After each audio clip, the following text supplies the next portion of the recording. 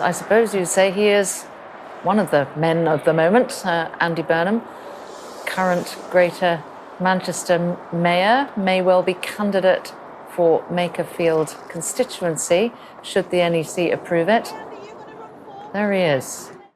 That was earlier today. The NEC have now approved it. Andy Burnham, well, I suppose actually we don't yet know he 100% will be the candidate because someone could stand against him and win, but it's very unlikely. The NEC have basically given him permission to put himself forward to be the Labour candidate in the Makerfield by-election. He needed that permission because he is mayor, and if you are a mayor, the NEC have to provide approval before you can stand as an MP. I'm incredibly excited. I don't normally get quite so emotionally engaged on this show, but I feel like this is genuinely a by-election that will make or break British politics, potentially for a very long time. This is like a general election in a by-election. It's like something we haven't seen before, or I haven't seen before. Banseka Kayembe from Naked Politics is joining me. You've commented on how I seem a little bit more lively today than usual. It's infectious, I have to say. I mean, I think I've caught it a little bit. I came in more cautious and I'm already catching the optimism. What is this feeling? It doesn't feel very familiar to me. Well, yeah, I mean, optimism it's not quite optimism because if he loses, it's kind of over in a way. If he can't beat reform, in a way no one can. We're going to talk about all this. We're probably getting ahead of ourselves. But stakes very high. Talking of high stakes, I also have an interview with Jostein Hauge, a Cambridge development economist, about what we should learn from China's remarkable economic development, lifting 800 million people out of poverty in 4 decades. If anything could make a Andy Burnham by-election seem insignificant, it would be that. We are, as you know, currently running a fundraiser. We really want to get more than 2,000 new supporters to help us develop our team, to develop our products, to continue growing into the new year. This is a remarkable time in British politics, which is never more clear than this week. We want to be part of how, I suppose, how it develops. What new equilibrium we find ourselves in. Everything is very much up in the air. If you want an organisation from the progressive wing to have as much influence as GB News on the right, maybe consider going to, well, not maybe, do consider going to novaramedia.com/support. Don't even consider it, do it. Go to novaramedia.com/support or novara.media/support. Both work, apparently. The Makerfield by-election could be the most consequential in post-war British history. If Andy Burnham stands and wins, he is almost certain to become Labour's next leader and therefore the Prime Minister. And he will have proven that uniquely among British politicians, he is able to beat reform and Nigel Farage at the ballot box. On the other side, if he loses, Starmer will likely hobble on as party leader, but Labour risks becoming a lame duck government. Andy Burnham is one of Labour, or he is the most popular politician in the Labour Party and in the country. If he can't beat reform, no potential Labour leader could. A victory for the populist right in 2029 would be all but confirmed. The stakes really couldn't be higher. So, can he win it? We'll be discussing that question for much of tonight's show. First, though, Burnham did still have one barrier to standing in Makerfield, and then, of course, for Labour leader if he wins it. That is, or was, Labour's National Executive Committee. So, of course, this is the same NEC that in January blocked Andy Burnham from standing in the Gorton and Denton by-election, and which the Greens went on to win. But a lot can change in 4 months. Morgan McSweeney is gone. Labour has been crushed in those local elections. And this was an update just before we went live. As you can see here, the NEC has now approved Burnham as Labour candidate, or approved that he can stand to be the candidate in Makerfield. It's also being reported that the by-election will now happen on the 18th of June, which is in just under 5 weeks. Banseka, sort of on our show earlier in the week, me and Aaron, it doesn't matter if you watched it or not, but this is just to get a sense of how times have changed over the past. I'm throwing pens everywhere, I'm all over the place. How much time has changed. We were talking about potentially having a really depressing leadership election of like Ed Miliband versus Streeting, them tearing chunks out of each other, Burnham not being allowed in, this all happening sort of very soon, him being locked out, it just looked messy. There is now a very neat sequence of events. Andy Burnham wins this by-election. He proves that he can beat Reform. I imagine at that point he would stand unchallenged as Labour leader. He becomes a popular prime minister, and there is now a roadmap for defeating Reform at the next general election. I'm not saying that's going to happen, but that now seems possible in a way that it didn't just 48 hours ago. It looks more possible than it did 2 days ago, for sure. I mean, there's still a million hurdles to climb. There's a lot of ifs and a lot of contingencies here. I mean, even just thinking about the by-election, obviously, I'm not surprised that the NEC has allowed him to stand. Would have been total political suicide, by the way. If they'd not allowed him to stand, that would have been finito, I think, pretty much for the Labour Party. Wes Streeting as leader, you get 20 seats at the next general election or something like that. So I'm not surprised that that's gone through. But even just thinking forwards, I'm going to talk a bit about this later on. I know the Green Party and their involvement in this, will they give a kind of a ticket for Burnham to kind of sail through a bit more easily? The fight that Reform might put up as well, by the way. We have to remember. A strong fight. They are being 100% serious about that. And if we think about the territory of this constituency, it's not massively racially diverse. There's not a lot of younger people there. It's more sort of skewed older. It's Brexit voting, something like 65% voted for Brexit. So it's not necessarily mostly perhaps the ideal, if you were going to have a by-election like this probably isn't the most ideal constituency, but that's what we're working with. So there's a lot of big ifs there. There's a lot of stuff that Reform can kind of cling on to. It's a very much kind of a place that's been kind of ruined, I think, by sort of deindustrialization and is still feeling the legacy and the impacts of that. So that might be quite ripe territory, actually, for a good Reform candidate. Presumably not Matt Goodwin. I'm assuming they're not going to put him up for this seat. They may put up, I think probably someone a bit more capable, maybe someone quite local as well. So there's still a lot of ifs. But the pathway is clearer. It would have been very messy to have, Angela Rayner maybe stepping in instead, or Ed Miliband. I like Ed Miliband on some things, but we know he's got a history of being a loser. He lost. He was rejected by the. Not to be horrible. I don't. He's not. By any means, someone in the cabinet who I dislike the most. But he's got that history of someone who we already brought this guy to the electorate and they rejected him. It feels a bit, end of days to bring somebody like that back. Like, oh, okay, the best actually we've got is this guy who failed 10 years ago. So I agree. The pathway is getting clearer. But there's many, many hurdles to come.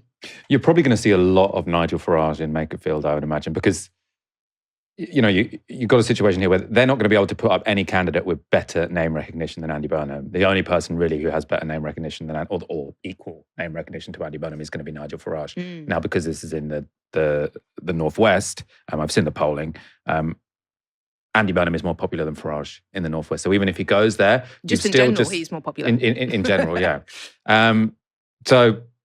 But I mean regionally as well, sort of, because Andy Burnham is more popular all over the country, but then his popularity is even higher in the Northwest and the Greater Manchester region. So even though in these locals, I mean, actually, I'm getting ahead of myself. Let's look at some details about Makerfield. So it is a Greater Manchester constituency.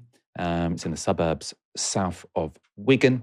It has traditionally been a very safe Labour seat, but of late the party's dominance has looked shaky, to say the least. So in the 2024 general election, Labour won the seat by less than 6,000 votes, making it one of Labour and Reform's tightest marginals. I think it's 29 on Reform's target list. In the last week's local elections, Reform completely thrashed Labour. So they got 50% of the vote. If you sort of tot up the council seats in the area, Labour only got 23%. So that is, just a complete thrashing. Not all is lost for Burnham, though. So turnout is low in local elections. And a forecast from Britain Predicts suggests that in a general election, Reform would beat Labour by 41% to 28%. So not ideal, but better than the thrashing. That's the standard forecast in the middle, which you can see there. At the bottom, though, there is the adjusted forecast. That's where it gets more positive for Burnham, because that's when Burnham's personal popularity is taken into account. And then the forecast suggests Labour would win the seat by 39 to 36%. Still nail-bitingly close. And Ben Walker, who did the projections, writes this in the New Statesman about how he came to those results or those projections. So he says this. To state the obvious, this would be no ordinary by-election. A Burnham candidacy would transform the contest from a Labour defence into a Burnham offensive.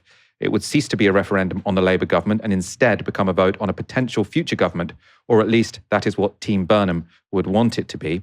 Gordon and Denton voted 41% Green, 29% Reform and 25% Labour, a result described by Britain Elects as off the charts. Yet a post-match exit poll suggested that had Burnham been the candidate, the result would instead have been 47% Labour, 25% Green and 21% Reform.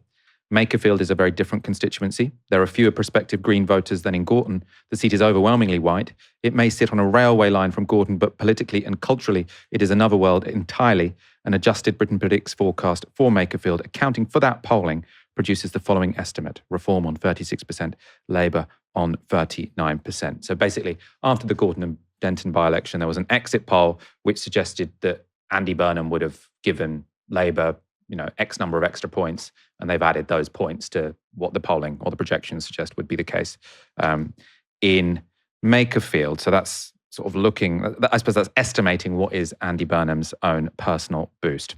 Of course, this is in no way, a lost cause for reform. If they win, they have the double whammy of taking out, their most fierce rival, really, Andy Burnham, in terms of who is a popular person in the country, and then another seat, so they'd fight for it hard anyway.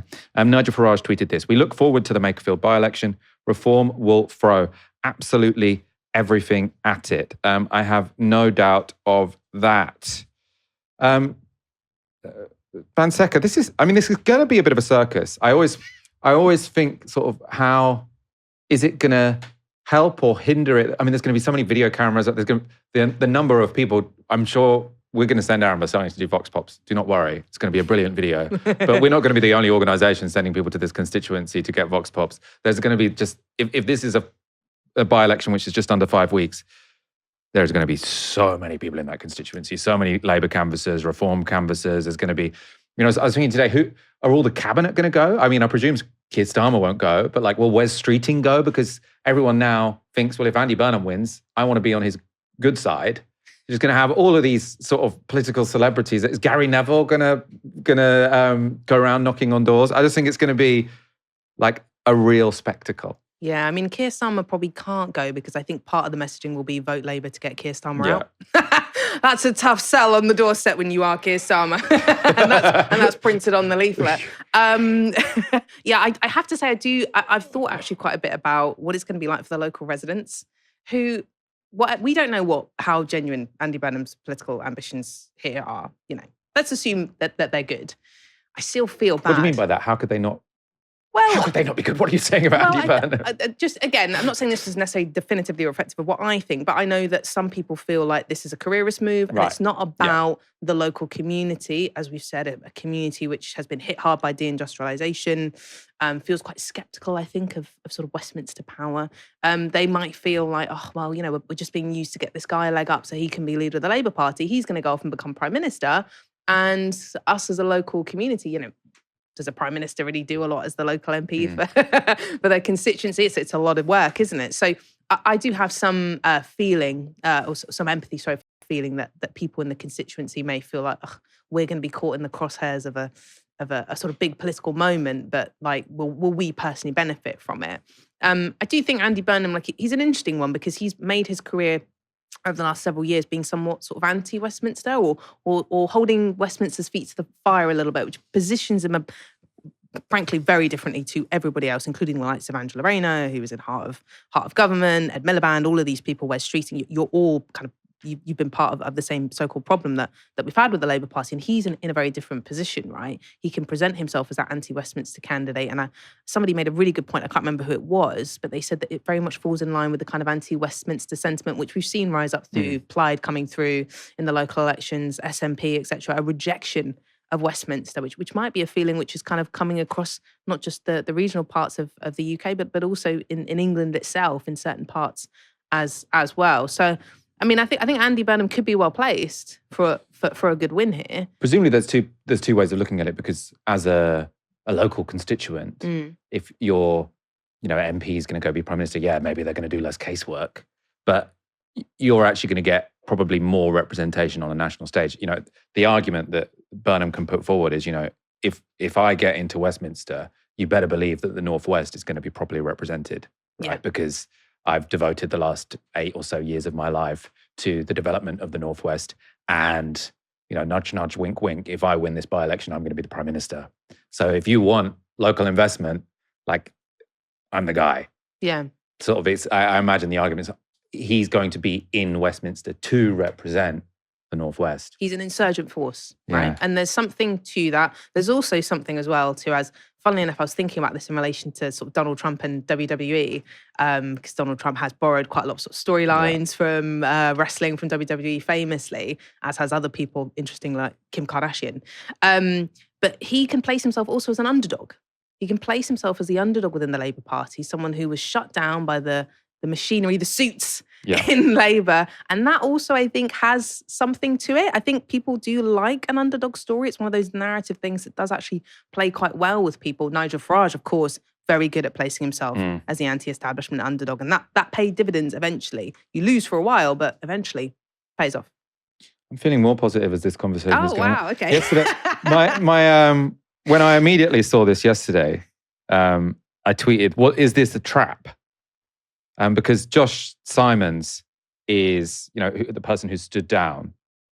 Brilliant interview, by the way, yesterday with Dahlia and Helena and Paul Holden. If you didn't watch last night's show, you should check it out. But sort of like the perfect person to get instant reaction for Josh Simons standing down for Andy Burnham. Josh Simons was director of Labour Together. My assumption was very close to Morgan McSweeney on the Labour right, and maybe he was standing down because people on the right of the party wanted Burnham to stand in a by-election and lose. And this is a challenging seat, right? It's much more challenging than Gorton and Denton, for example. I think if Burnham had stood there, I mean, the polling suggests he would have walked it. This is going to be super close. So my worry was that this was a trap. They've given Burnham a difficult seat so that, you know, he can lose and then he will be a spent political force. And either that will save Keir Starmer or, you know, someone like Wes Streeting can say, well, look, the whole Burnham thing, it didn't work. You need something completely different. I'm that person. But from sort of everything I've read around this, people are more suggesting that Josh Simons had actually, in recent weeks, become closer to Andy Burnham, was potentially burned by the whole Labour Together experience.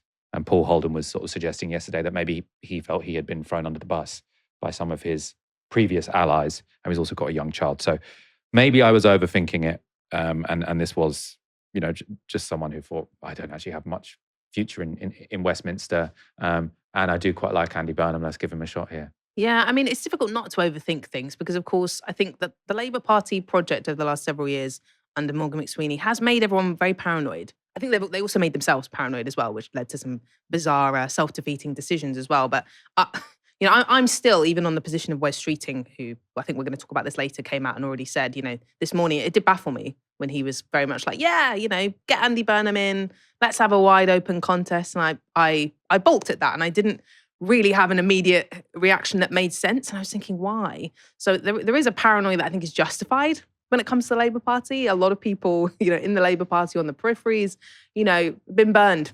I've gone through a lot of grievances. So it is very difficult to take anything really at this point at face value. I think that will also include many people who've drifted to the Greens and also feel a lot of grievances still against the Labour Party as well. So I think Paul was still a bit like yesterday when he was interviewed. He was still a bit like, I'm not entirely sure about this yet. Going on, It's still all so fresh, isn't it? And we don't know what's going on. Let's talk about the Greens. So Makerfield is not a seat with a huge Green vote, but in the forecast we showed you earlier by Britain Predicts, they still project the Greens winning 8% of the vote, which could, I mean, very easily be the difference between a Labour or Reform victory. Which means news today that the Greens suggested they will likely contest the election might not come as great news to Burnham.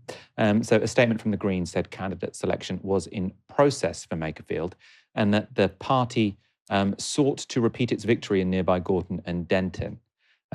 However, speaking to Sky, Zach Polanski left open some room for a deal. I think in an election in Makerfield, it's most important what people in Makerfield need and what the constituents need. And I worry sometimes that these by-elections become national circuses. And I think this one will be even more so. So it's really important that ultimately the election is fought on local issues that matter for that constituency. the same time, I'm really curious what Andy Burnham, if he runs his platform, will be, particularly at the national level. I hope that we'll hear talk about proportional representation, a wealth tax, and action on the climate crisis. I'll be watching very closely. Caroline Lucas has also made a comment in a similar vein. So she has said, there are times when it's more important to put country before party. This is one of them. Burnham's long-standing commitment to a fairer voting system could transform our democracy and counter the dire threat of a reform UK government. And Banseka, should the Greens stand aside? I mean, how should they play this? Yeah, it's quite clear just having a look. I mean, this is a very online thing ultimately. I haven't spoken, to membership. It seems like there's a lack of consensus on this when it comes to quite a lot of Green Party affiliated types of people. I've struggled to find a kind of a continuous thread. It looks like from the top of the party, Zach, you've also had Rachel Millward, I think, as well, speak on basically trying to hold Burnham to some sort of standards before agreeing to step aside. So not just giving them a kind of a carte blanche ticket of saying, yep, you go ahead, you run, we will let you go unencumbered, we will do our best not to split the left vote. Zach there has talked about three things, right? Taxes on the wealthy. He's talked about, what else did he talk about? Proportional representation. PR was the other big one, and the climate crisis. Interestingly, he didn't bring up Gaza, he didn't bring up foreign wars, which I know is another contentious point that Labour have lost, I think, a fair chunk of voters on as well. I have to say, I do think if they can't make this work, where they are able to step away, that will be a real shame. Yeah. Because I do think in a seat this marginal, that could have an absolutely massive impact, and it could be make or break. We could be looking at another Reform MP, which personally I don't want, but also more importantly than that, we could be looking at a Labour Party which in no way can limit the damage of a potential reform government on the horizon, and so doing that is essentially accepting that we probably will have a reform government in future. Maybe the Greens can make an argument to say, look, we're not here to facilitate the needs of the Labour Party. We're actually a serious political force in this country. They have made significant strides, but we have to remember that, right? Before the locals even, we were looking at 40 seats for them at the next election, which would be incredible, by the way, if they did that. Now we could be looking at maybe almost triple figures. Could be looking at 100 seats at the next election for the Green Party, which would be phenomenal. So they may be looking at this and thinking, well, you know what? We're the future of the left. We think the Labour Party is a dead vehicle, can't be trusted, too many grievances there. We're not going to take that risk. I hope that that's not what happens, because personally, I would prefer to see Burnham step up.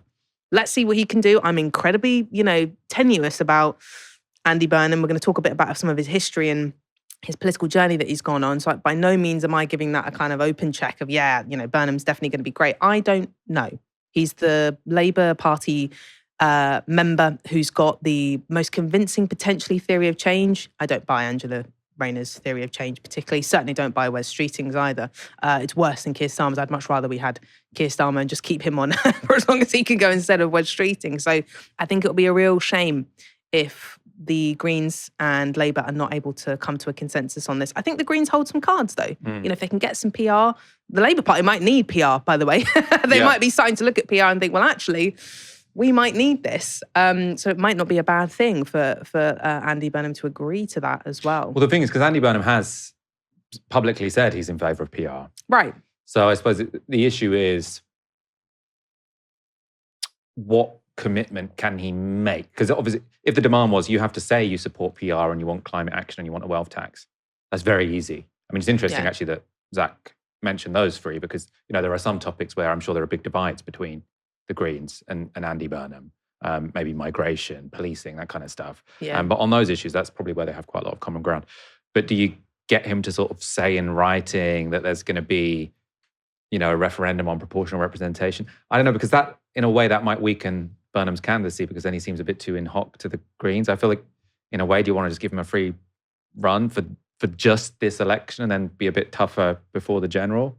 I mean, they could go absolutely ham at the general, and I do think that the Green Party should be fielding, candidates in seats. Yeah. I'm not suggesting, further down the line, the Green Party start to back away and peel away from, in key constituencies. I do want the Green Party to be a real political force, but yeah, it's difficult because writing I will do this on a piece of paper, like what is that? How do you hold someone to account over that? A lot of this is being done in good faith, and so much good faith within the Labour Party and the people who used to be attached to the Labour Party has been squandered. A lot of people have been burned, so there's a lot of mistrust going on here. Let's look at, so obviously we discussed whether or not Andy Burnham could win this by-election. I mean, we'll be discussing that for weeks to come, I'm sure. Then there is a question, if he loses it, I think very depressing outcome. If he wins it, I mean, I think he will probably have a coronation. I don't think people will stand against him. But there has been some news today which has surprised me. So let's have a look at Wes Streeting. So today, the first sort of Wes Streeting news today was him sort of backing Burnham to stand. So he tweeted, "We need our best players on the pitch. There is no doubt that Andy Burnham is one of them. The Makerfield by-election will be tough. Votes will need to be earned. Andy has the best chance of winning, and that should override factional advantage or propping up one person." Now, lots of people were surprised by that. I mean, in a way, Wes Streeting seems to have made a decision that he doesn't want to stand in an election where it can be sort of painted that it was a stitch-up, especially if he might lose it. So I think he thought it was, it made sense in his own personal self-interest to give space so that he wasn't the one stopping Burnham. And if you're going to do that, you might as well then say he should be in the by-election. Wes Streeting's basically saying, I don't want this to be a stitch-up. If I become leader, I want it to be a fair fight. But I really assume that if Burnham wins this, there'd be no point in standing against him because he would have proved he can beat reform. He was already the most popular person in the party. So it would surprise me if anyone challenged him. However, allies of Wes Streeting have today told pretty much all the papers that he does still plan to run in any future leadership contest. Now, potentially this is the kind of thing you brief because you want to have leverage in some sort of future negotiation with Andy Burnham. Maybe that's the most likely outcome here. I want to show a clip, though, of Jess Phillips, because I think this shows that not all of the Labour right are ready to unite around Andy Burnham. Look, if Andy Burnham can make it back and can win the argument and can win people like me over, then I'm totally here for it. That's not like, that's not particularly in question. What I'd say is that, it just to be really, really careful that we don't, that he doesn't, and maybe this is some advice to him, come across as a bit entitled. Right. The competition's only legitimate if I'm part of it. It's just sort of like, I really, really like David Attenborough. Do you know what I mean? Like, is that your? Now that's a news line. Jess Phillips endorses David Attenborough as the next Labour leader. Jess Phillips is, of course, the person who's written Every Woman with Her Big Face, sort of like beautifully lit on a book. So I'm not sure, sort of like, if she's exactly the right person to be accusing other people of entitled. But I mean, do you think that the Labour Party will be capable of uniting around a Burnham leadership if he does win this by-election? Yeah, I mean, Jess Phillips has famously written several books, hasn't she, whilst being an MP, and I have to say as well, it's interesting that she uses the words entitled to describe Andy Burnham, because I do actually think you could apply that quite easily to Wes, who I'm going to assume is her preferred candidate, although I presume she's not said anything yet. She hasn't endorsed him, but he endorsed her. So when in her sort of disastrous leadership campaign in 2020, he was one of the people who signed up, as one of her supporters. So I imagine they're on the similar wing of the party. Yeah. So, I mean, I would describe him as fairly entitled. I think that's one of the things that puts people off, I think, He's about wanted to him. be Prime Minister since she was a small child. Right, and people can kind of smell that a bit, and I think people just don't love that, It's not something that particularly... to be fair, Andy Burnham's wanted to be Prime Minister for a pretty goddamn long time as well. I think he has. Maybe he's worn it a bit better. Yeah. I don't know if there's just something about him, this is very superficial, but there's something about him where he doesn't reek of a kind of real desire, Maybe it's because he's been beaten. He's been humbled. He's been humbled twice. So he lost a leadership. You have to be humble before you can rise again. Yeah. And many people do rise again in politics, as we know. So you're never out. Until you're dead. Literally, you're never out. Inspiring words there from Banseka. We're going to take a China break. Then we'll come back to who really is Andy Burnham. In 1981. Around 88% of China's population lived in extreme poverty, or under $1.90 a day. By the late 2010s, this was under 1%. So in absolute numbers, somewhere between 800 million and 1 billion people were lifted out of extreme poverty over roughly 4 decades in China. That's the largest and fastest such reduction in human history by a significant margin. So, does that fact vindicate the Communist Party of China? And if so, what policies and positions does it vindicate? In the 1980s, Deng Xiaoping liberalized the Chinese economy, allowing freer trade and profit-making by entrepreneurs. And that means that neoliberals will argue China's rise proves free markets work. But the Chinese state also kept a great degree of control in government hands, and the state remained thoroughly Leninist. So is its rise a vindication of the left? Or perhaps you might be watching this thinking I've got this all the wrong way around. Perhaps China's rise should not be a vindication of any ideology because China's rise was built on the backs of suppressed labor and authoritarian politics. In that case, should China be precisely an example of how not to run a country? Now, I find these questions personally fascinating. I spend a lot of time thinking about them. And given China looks set to dominate the 21st century, they aren't questions anyone can afford to ignore. And I had the perfect guest to talk them over. Jostein Hauge is assistant professor in development economics at Cambridge University. He's written extensively about China and can often be found arguing with China hawks on Twitter. Like me, Jostein has just come back from a trip to China. So we also discussed some of our experiences there. In terms of sort of when people look at China, something I'm very interested in is people often say, oh yeah, the growth, great. The increased living standards, great. I like that they have, high-speed rail. I like that they have lots of housing.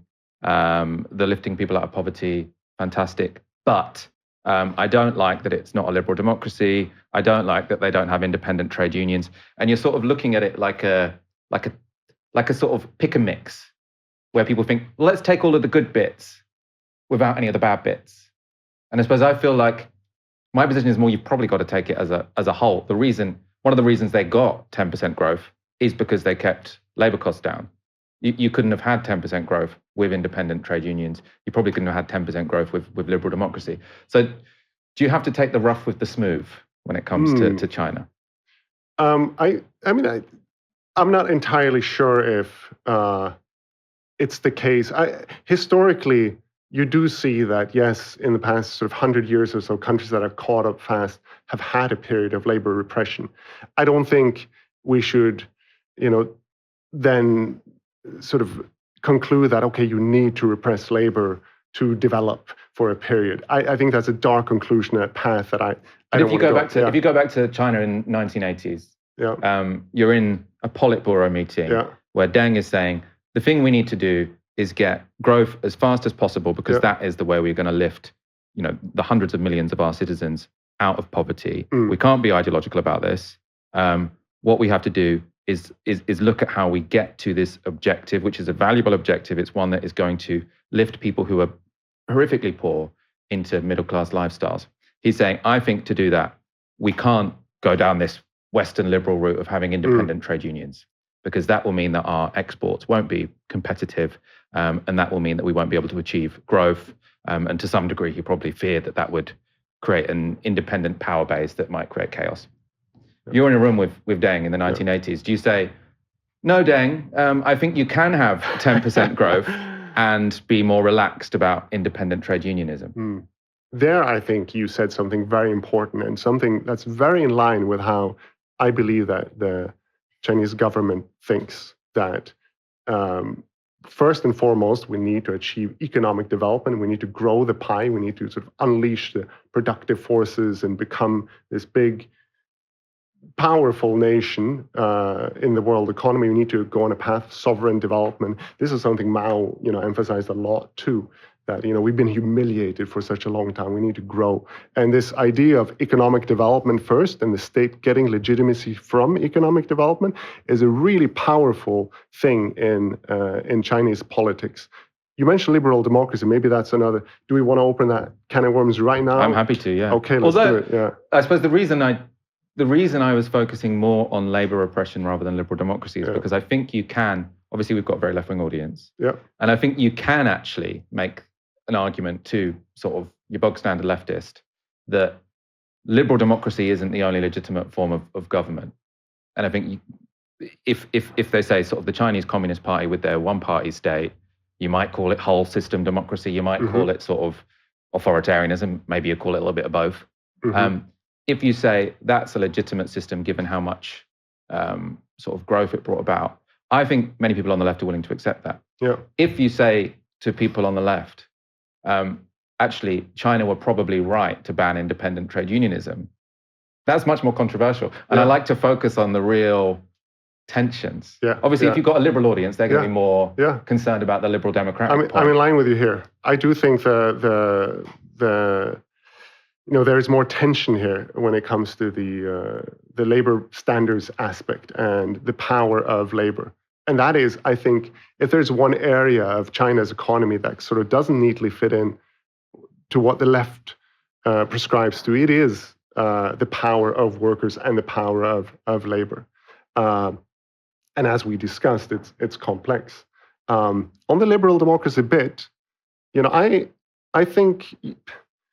do think when you study China, it's important to try and take off the Western liberal democracy goggles and really try to understand the governance structure and ask questions like, are the people happy with their government? Is the state legitimate? Are the people in power competent, and do they try to serve their people? These are also important questions when we understand democracy. Some people say, oh, China is a democracy. I wouldn't go that far. I think China is still authoritarian. It limits certain freedoms, but the perception of democracy in China, the perception of a government that delivers on well-being is actually quite high. A recent report by this organization called the Alliance of Democracies Foundation that was done together with NERA Data, a Danish-based NGO, I believe, that's chaired by Anders Fogh Rasmussen, the former NATO head, so not a pro-China organization.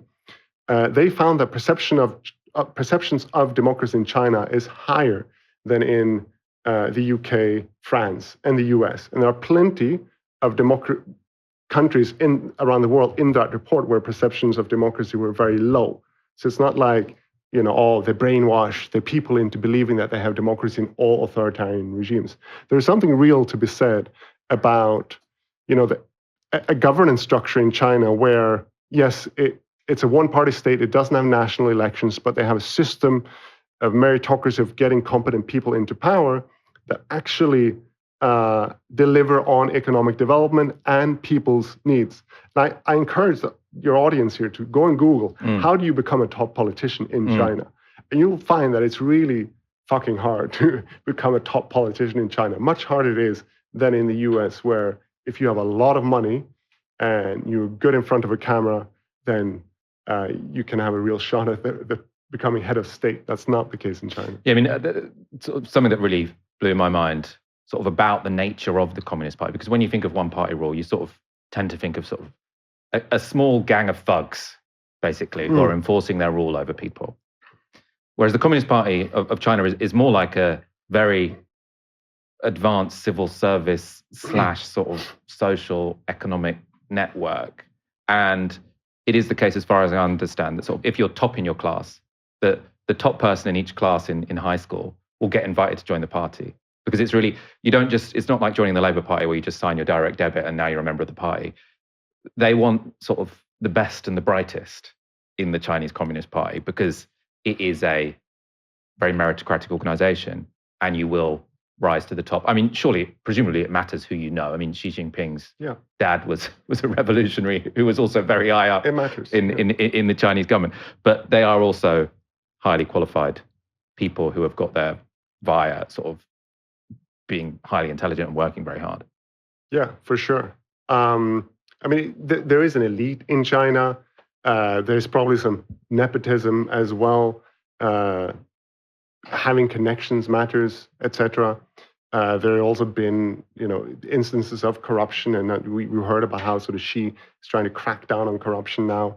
But yeah, to get to the very top, so the Chinese, the Communist Party of China, they have about 100 million members, and obviously just a very, very few of them make it to the very top. And normally you have to serve in your province, in your region, as a top official. Kind of like Andy Burnham. Yeah, maybe. I don't know. Before you can become leader, you've got to go and govern province for 10 years. There you go. I don't want to. Yeah, I don't want to get too much into that. Yeah. That's I'll hand that area to you, Michael. But yeah, kind of like that. And you have to do a good job for many years. Just like Andy Burnham. Just like Andy Burnham.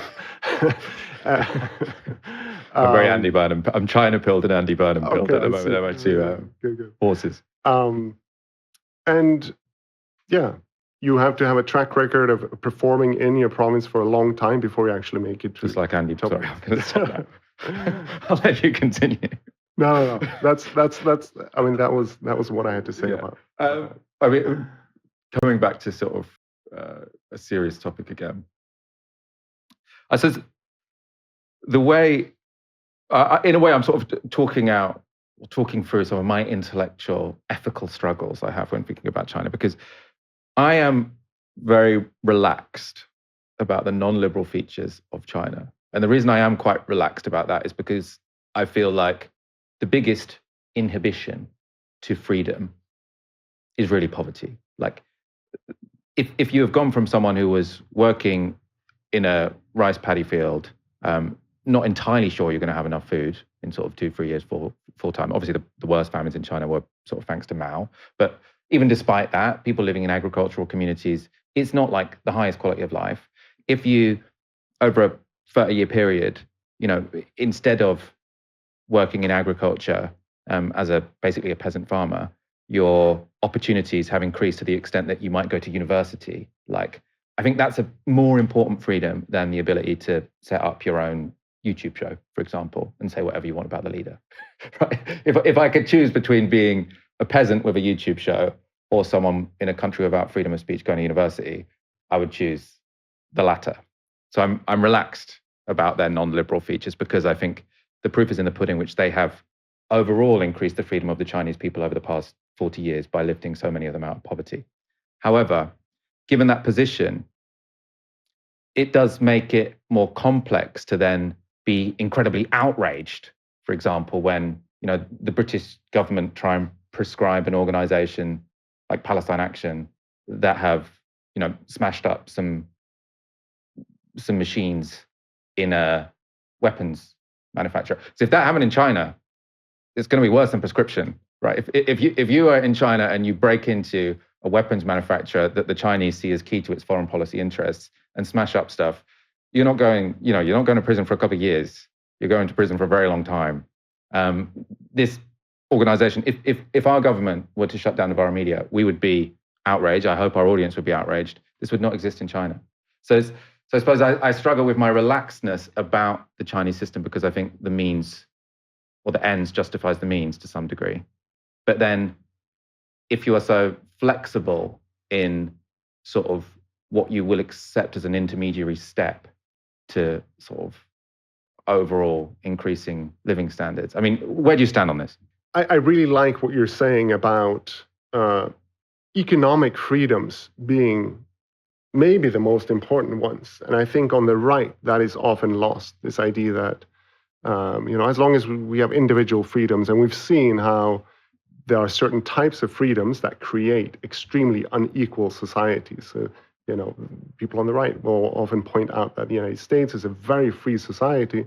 Well, you have freedom of certain people to exploit other people. I think Joseph Stiglitz, Nobel Prize-winning economist, he recently wrote a book kind of critiquing Friedrich Hayek's idea of freedom here, and he basically pointed this out, that in a lot of the wealthy Western society, and especially, he pointed out in the United States, you don't actually have this basic economic freedom. When you don't have, freedom to not be exploited by 2 jobs, or when you don't have freedom to choose the education you want, or freedom to get basic health services, what kind of freedom do you have?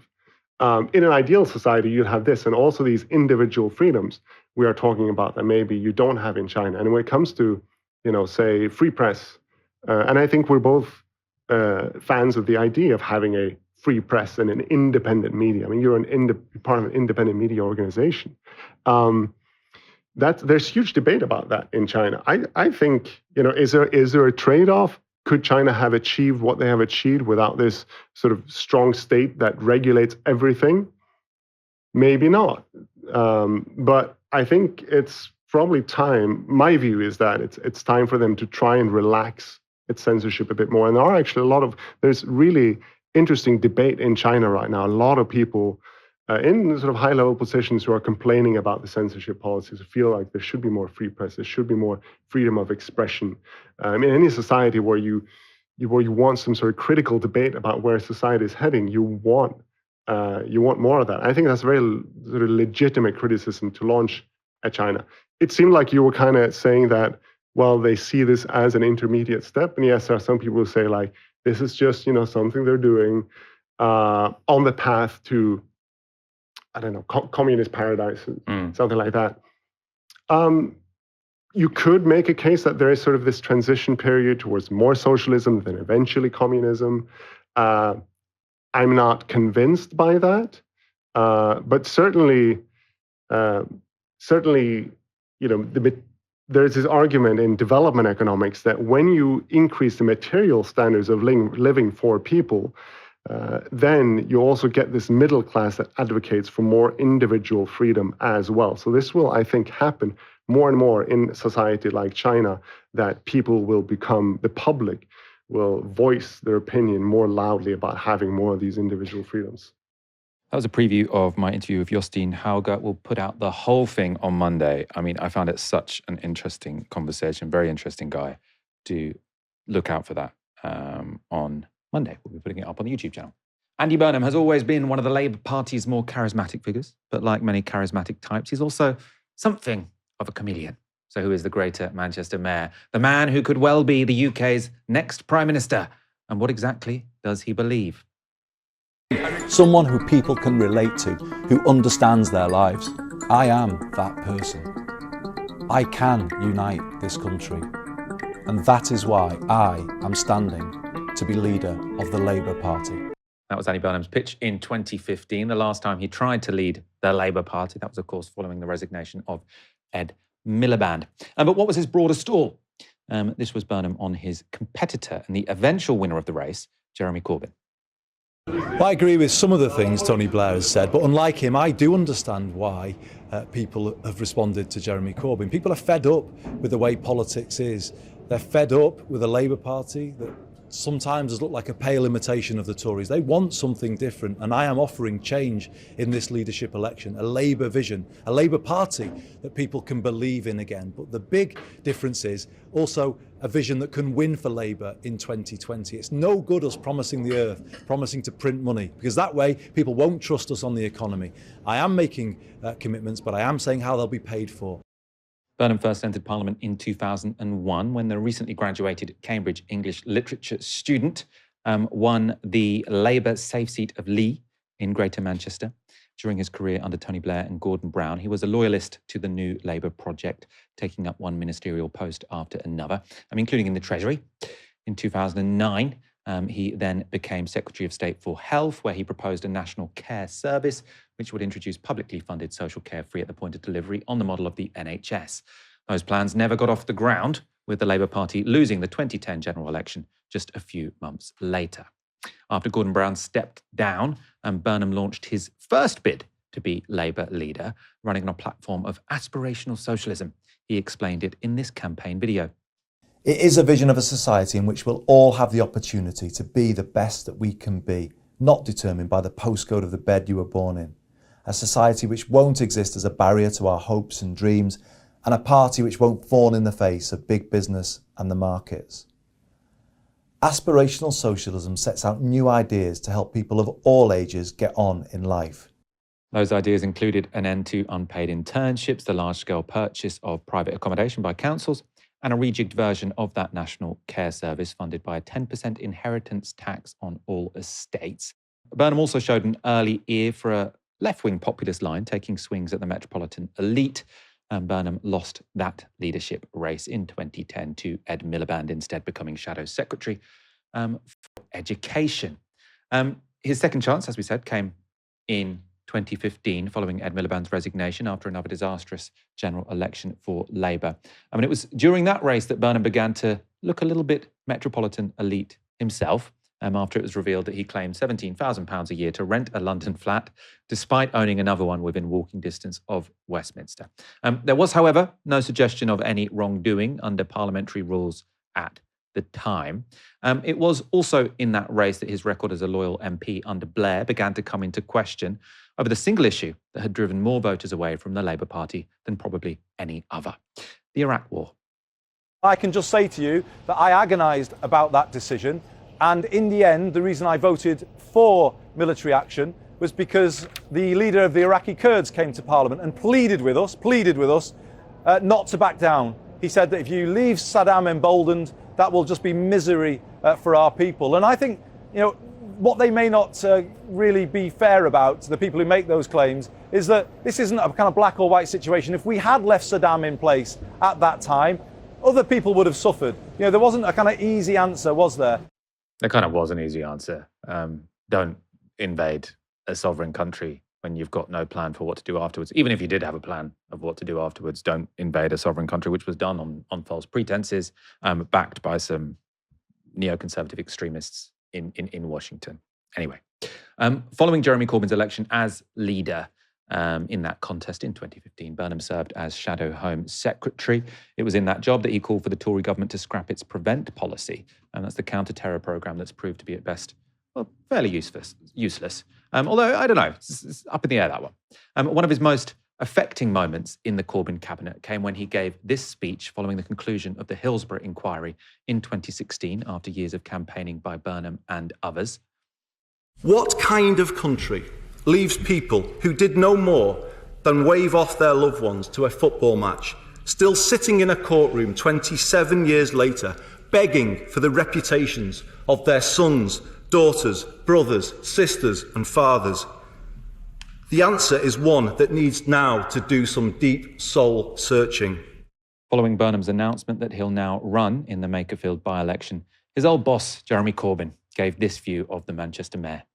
I worked with Andy in the shadow cabinet. He didn't take part in the coup. He then left the shadow cabinet in order to run for Greater Manchester mayor. He's done a good job, particularly on the buses and public transport. However, I have noticed that of late that Andy's economic strategy isn't particularly radical, and indeed his suggestion that there should be private finance borrowing in order to pay for defence increases fills me with horror. It's almost as bad as a PFI in the health service, that we would end up allowing the private sector to be involved in the running of our defence industries with an inbuilt demand to spend more and more. Of course, Corbyn is no longer a Labour MP, but parliamentary leader of your party. He's not the first, though, to raise questions about Burnham's fondness for PFIs. So that's a funding arrangement invented by his old bosses, Tony Blair and Gordon Brown. While Health Secretary in 2010, Burnham approved the disastrous Royal Liverpool Hospital plan, largely funded by private finance initiatives. 7 years later, with the PFI collapsing, completion ended up delayed by a further 6 years, and the entire much increased bill picked up by the public purse. Burnham has obviously been a pretty successful and very popular Greater Manchester mayor, comfortably winning 3 elections since 2017. In 2020, he gained the moniker King of the North after criticising the impact of the Tories' COVID lockdown policies in the north of the country in a speech that went viral. It's wrong to place some of the poorest parts of England in a punishing lockdown without proper support for the people and businesses affected. 2020 was also the year Burnham backed current Prime Minister Keir Starmer for Labour leader, saying this about the lame duck leader currently occupying number 10. Keir is a brilliant man.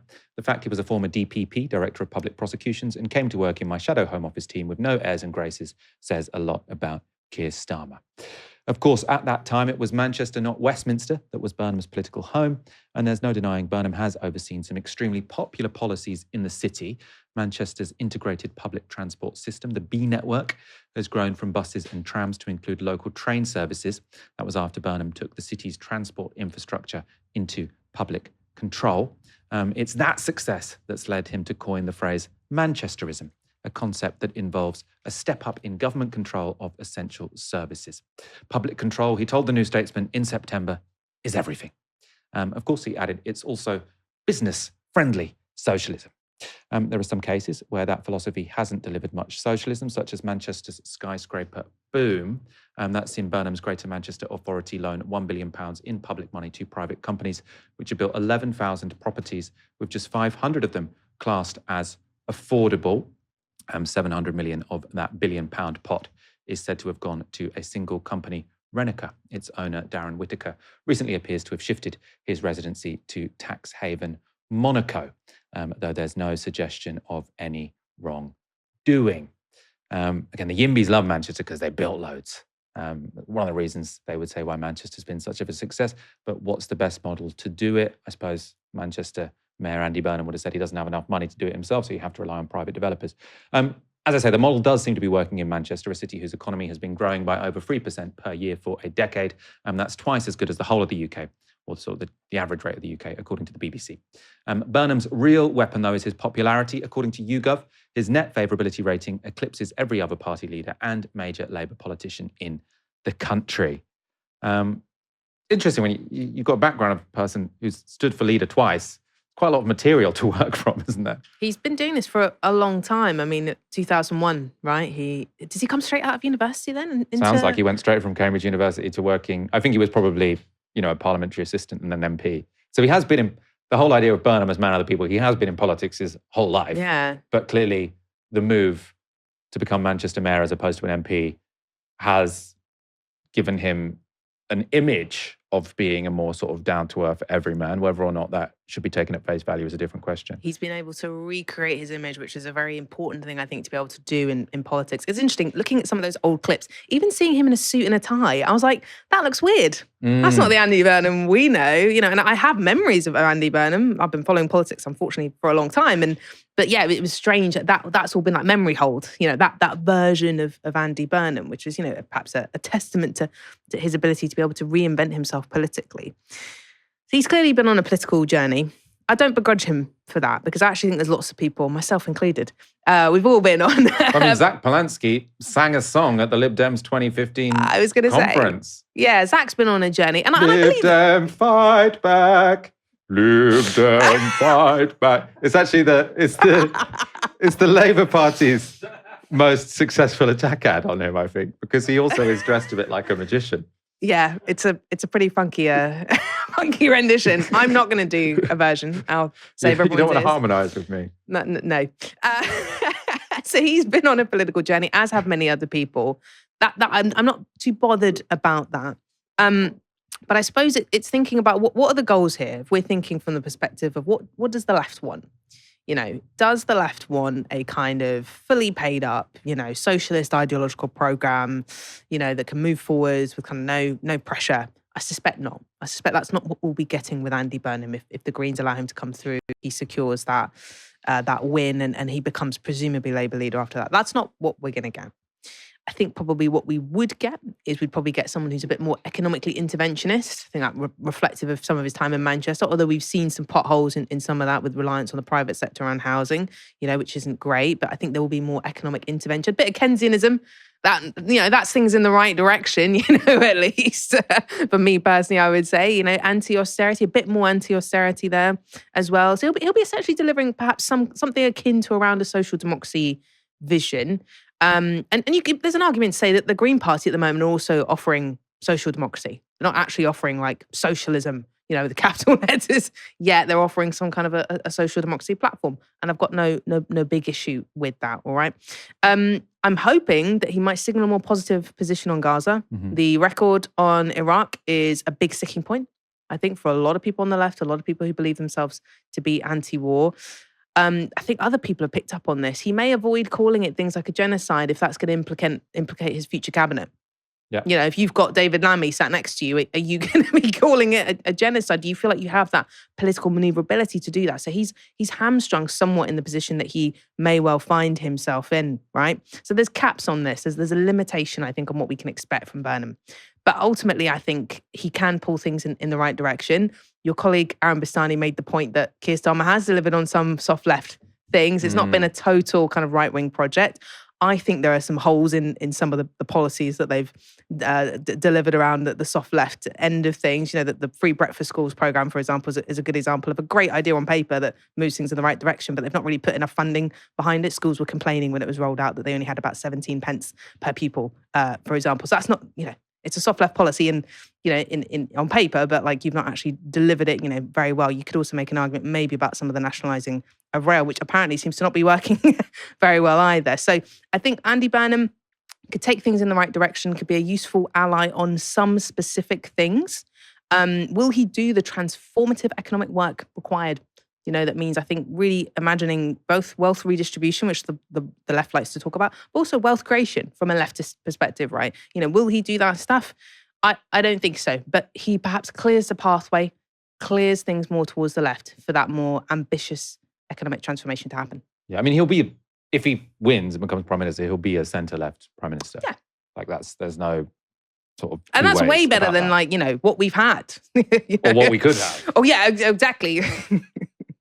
There was some real disagreement in the chat because someone says Michael doing Polanski singing the Lib Dem Fight Back song was the vibe I was looking for. So thank you, Hysteria Lane 24. But then Dan Brooks, I don't know what side of the bed you woke up this morning. You said, I never want to be trapped in a place where Michael is doing karaoke. Wow. Well, okay.